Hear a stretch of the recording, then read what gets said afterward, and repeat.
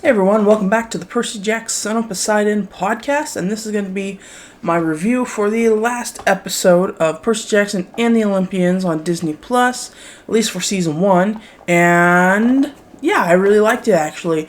I thought it was a really decent finale, and yeah, we're going to go ahead and go get into that in my review. But be sure to hit the thumbs up button if you liked the video, and be sure to subscribe to the channel for more Percy Jackson content. Even though the show's over, I'm still going to cover the movies, and I'll cover the new book, the 6th book.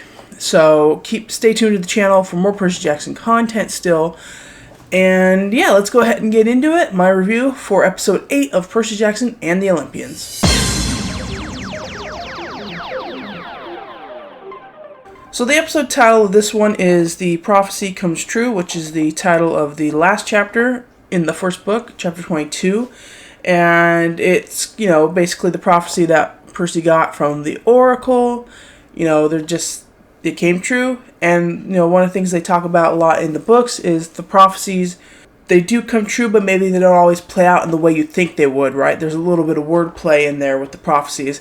And so I think they kind of did that a little bit with this episode, so I think I like the title for that. And then the episode, picks up with the trio on the beach in Montauk, getting ready to square off against Ares, and then we get a flashback to Percy being trained by Luke at camp in sword fighting, and Luke tells him, gods have to obey by the rules, and that's why you need to know the rules so that you can use it against your opponent.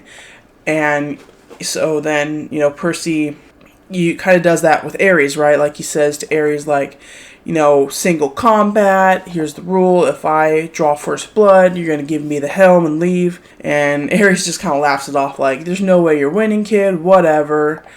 But they still have to obey by the rules. And so then we get the fight between Percy and Ares. And I actually kind of like this fight because, Percy, he's a demigod and he's the son of Poseidon, so he's stronger than most demigods, but he's still a kid. There's no way he should be able to, defeat Ares. But, he doesn't. He kind of gets his ass kicked a little bit in the beginning. But I do love the moment where he, stands up and says, I told you you're going to find out who I am. And you see, he summons this giant tidal wave from behind. And that was really cool visual. And he just kind of drowns Ares in the tidal wave to distract him. Then he uses Riptide and, slashes his leg, and gods they bleed like gold or something, which is kind of cool. And so he uses that to get the one up on Ares, and because the rules Ares has to obey, but Ares is you haven't won anything other than an enemy for life. And so Ares vanishes, and as he vanishes, Grover says, don't look at him, because they can't look gods in their godly form. You can't look at a god in its godly form. They always take a human form in order to interact with the demigods. So you can't, and that's from the books. They can't look at you, can't look at them in their. I don't know what happens to you. You vaporize or something, or you go mad. I don't know, but that is from the books. And so we don't see Ares, but we just kind of see him fade into this goldish shimmer as we cut away to the kid. So I kind of like that aspect from the book still. And of course he leaves and he drops the helm behind Hades' battle helm. And so Percy then goes into the cabin where he thinks his mom. He hears his mom, because that was the deal. He gets the helm in exchange for his mom. But they run into Mrs. Dodds, a.k.a. the Fury Electo. And I gotta say, I really love what they've done with the Mrs. Dodds character. It's very different from the book. In the book, she's just this crazy villainous Fury, just out to get Percy. And in the show, they've given her a lot more subtlety. She's not just this man-eating crazy monster villain. She's there's more to her than that. And she doesn't even go after Percy. And Percy calls her out. He's like, your goal the whole time was to retrieve the helm. So she wasn't even after Percy, really. She was after Percy because she thought he had the helm. And that was her actual goal. And so I really like what they've done. And then, of course, she wishes him good luck on Mount Olympus. And so, Annabeth and Grover are hey, you can't go there. Zeus is going to kill you. And it's kind of interesting because on the background, you can hear the radio saying there's been the earthquakes and the sky and lightning, and so you can tell there's, because Poseidon also is the god of earthquakes as well, I think, right? Yeah. So like you can tell like they're battling Poseidon and Zeus, and Annabeth's like, Zeus is going to kill you either because he thinks you stole the bolt or because you're a forbidden kid. And I love Percy's like, I'm just done running and I'm just going to face the music. We have to at least try, right? And that is, a true hero, right? A true hero, isn't going to give up just because they think they're going to lose or die, right? Like he has to do something. He has to try at least, to convince Zeus to stop the war. And so I like that. And so he goes to the Empire State Building, and I like that he talks to the bellboy and he sets the bolt down, and we get him in the elevator ride up to Olympus, just like the books, which I love. And I like the look of Olympus too. I think it looks really good. I think it looks like a godly place where gods would live. A lot of clouds, gold everywhere. And then we meet Zeus. And R.I.P. to Lance Reddick, who plays Zeus in this. They're obviously going to have to recast him, but the good thing, about the character, not about Lance Reddick. But the good thing is, because the gods can take different forms, it's going to be easy to recast. They'll just say, Zeus just took a different form, right? And so, R.P. to Lance Reddick, he gives a pretty decent performance here. Zeus comes off as a jerk, just like he does in the books. That's right out of the books. Zeus does not like Percy, and, barely lets Percy leave, and so, Percy tries to convince him. He returns the bolt, says, I didn't steal it, it was Ares. And Zeus is like, alright, well, bye. I'll let you go because you told me all this information and you gave me my bolt back. But Percy, just keeps talking, and he's, got a little smart mouth and, sasses off to Zeus.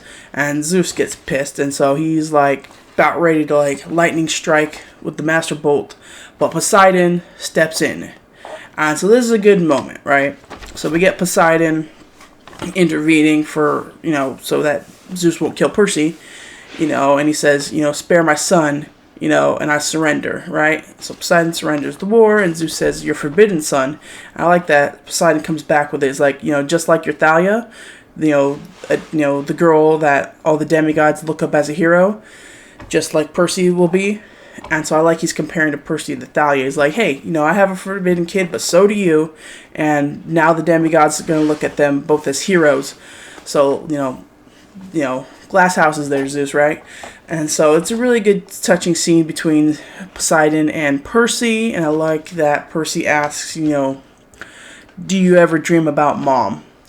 And you can see kind of this sorrowful look on Poseidon's face. Again, I really like the actor playing Poseidon. I think they did a great casting here. I think they did a really good casting with all the gods, actually. I was a little nervous going in, but I really do like all the casting for the gods. But yeah, he asks, do you dream of mom? And, it definitely, after that scene we got last week between Poseidon and Sally, it definitely makes me think, I want more about what was the relationship with Poseidon and Sally.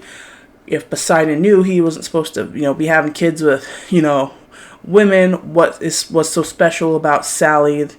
Is there something special about Sally? What is his relationship with her? Does he think about her? Does he really, really care for her? Because in the books, Poseidon is married to, his underwater queen, and he has the son Triton. So, he does have a godly wife and a godly son. And, he's just I'm just a god, so, went off and, had kids with whoever. And, Sally doesn't come off as, particularly very special, right? So I hope they, kind of fix that and really get into the relationship a little bit more. But it's a great scene between Poseidon and Percy, and I really like it. And then, so Poseidon sends Percy back to Camp Half-Blood, and Percy is greeted with a hug by Annabeth, which I like. I think they're cute. And, he asks, why is Clarice still here, right? They still think she stole the lightning bolt. And so then, Luke is oh, well, we're going to tell Chiron right now. And so Luke takes Percy off into the woods. And that's when Percy kind of figures everything out. He's like, you never told Chiron about Clarice because you knew Clarice wasn't the lightning thief. You are. And I love Luke's response. It's kind of not heartbreaking, but he doesn't deny it. He just says, I didn't think you were going to give the shoes to Grover. And that's kind of whoa. Because it's you can tell he's not remorseful about it. He's just sad that, the plan didn't go the way he wanted it to, and he doesn't deny it, and he actually tries to recruit Percy, and he uses his sword backbiter to like open a portal. That's not in the books, by the way. But so I like this whole reveal. It's done differently in the books. In the books, Luke is like not trying to recruit Percy. He's like trying to actually kill Percy. I think about like a poisonous snake bite or something. Like, and in this, like you could see like Luke is a little bit more, not necessarily torn, but like he wants Percy to be in on it. And he even says the gods are terrible parents. That is the motive from the books. And, Percy's like, you're just being corrupted by Kronos. And he's like, no. Kronos just showed me the truth. And it really stems from not just the gods are terrible parents, but specifically Luke's treatment by the gods and his father with his mother, which we're going to get further down the line. That's really what, and then he sees his friends, Annabeth, Thalia. So, and Chiron even says to Percy, like, you understood what, he was saying. You felt that. And yeah, the gods are terrible parents, but Percy, says, hey, but they're trying. And, and that's still not a reason to, like, raise Kronos and go to war with the gods, right? And so Percy and Luke fight, and, obviously Percy's got a little better. And then, Luke goes to make the final blow, but he gets stopped by a knife thrown by invisible Annabeth. She was there the whole time with her invisibility cap, and she says, I heard everything. And I really like this change, because in the books, they kind of try to make a big deal about the Luke and Annabeth relationship.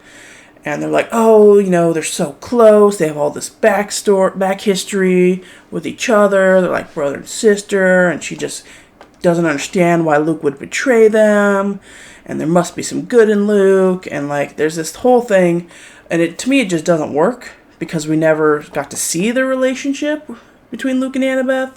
It was always told to us, and there was never enough. I just think Luke came off as a terrible villain in those books, and so I like this change, because now Annabeth does see Luke. She hears him admit to being the lightning thief and betraying them. And so I hope that fixes that problem of her being in denial about Luke. And, I mean, she may still want to try to redeem him, but she can't, like, say, Percy, you were wrong, or you misunderstood, or, whatever. And I think they've done a little bit better of a job with the Annabeth-Luke relationship. So I like the changes there, and I like that we got Annabeth being a little bit more active in this. And so I do like that. And, of course, we get the farewell scene. Percy's leaving camp. A couple jokes about Percy's name being Peter by Mr. D, which I thought was funny. And so Percy's off, to go find his mom. But he has another dream about Kronos, who he calls Grandpa, which is kind of funny. And Sally's like, don't do that. Don't call him Grandpa. And, Kronos kind of talks about the big prophecy that will play out through the rest of, if they move on to seasons 2, 3, 4, and 5, right? And so the big prophecy is that, the prophecy is a child of the big three, Zeus, Hades, Poseidon, will play a part in, destroying Olympus or not in the battle between Kronos. Like, they'll play an integral part. And that's kind of the prophecy. And then that's why Zeus, Hades, Poseidon made a pact to not have any more demigod children in order to avoid this. But then, of course, we have Percy and Thalia, right? And then, maybe some other kids coming along the lines if you haven't read the books. And so I like that we're setting that up here. We're setting up Kronos. I like this kind of like weird, like shady, like ragged with a lantern looking version of Kronos. I think that's very mysterious. And I think it works. And so yeah, I like that. And then Percy wakes up and he's at home with his mom. And it's all very sweet. And Percy gets, the ending that he wants. He gets to live with his mom without Gabe. And, go to normal school and everything. And, they even have the blue pancakes with the blueberries, which is, big in the books. It's their thing. She makes him blue food because she can, and obviously he's the son of Poseidon, so it makes sense, right? Water, and so I love that little detail.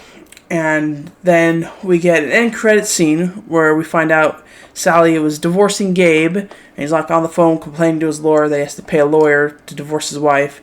And then he comes to the door and he finds the box with Medusa's head that has been shipped back to Percy's house. And he opens it and he gets stoned.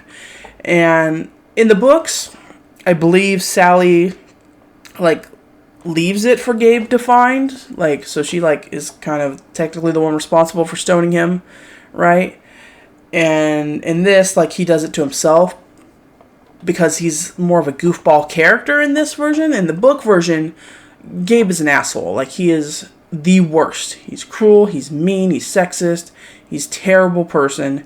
This version of Gabe is just kind of he's a little bit of a jerk, but he's really more kind of a goof, right? And so I think maybe it would have been too cruel to have Sally do that to him, and so that it's just kind of this accident that he does it to himself. I think it's a little sad for this version of Gabe.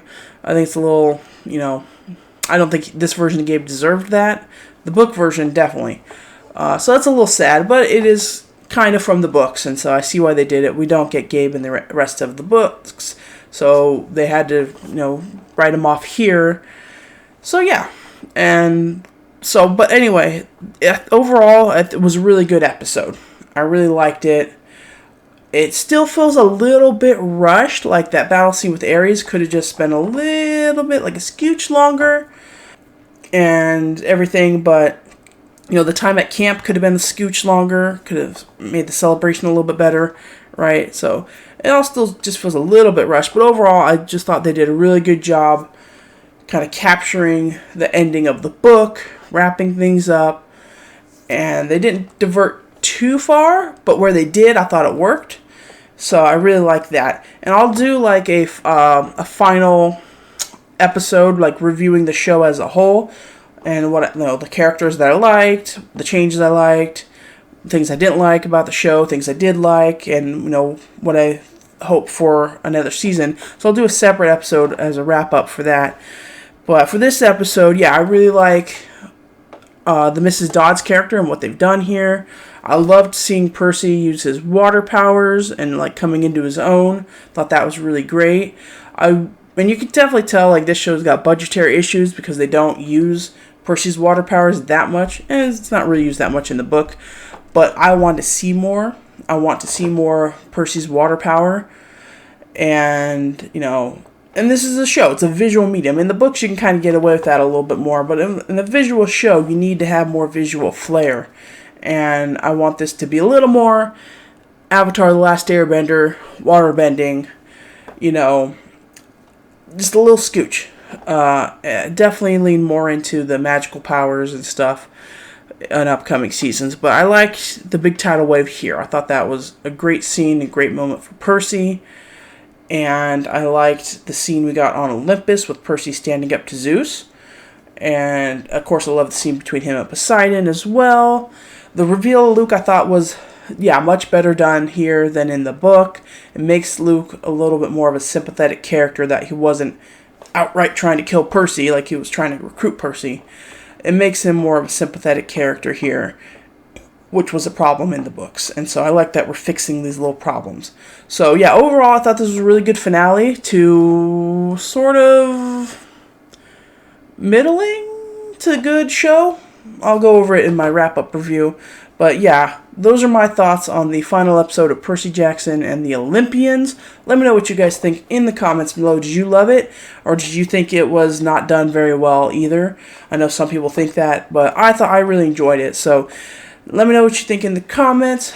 Thank you all for listening to the Percy Jackson, Son of Poseidon podcast. Again, stay tuned for more episodes, the wrap-up video, plus the movie reviews, as well as the book. Those will be coming up in the next weeks, months.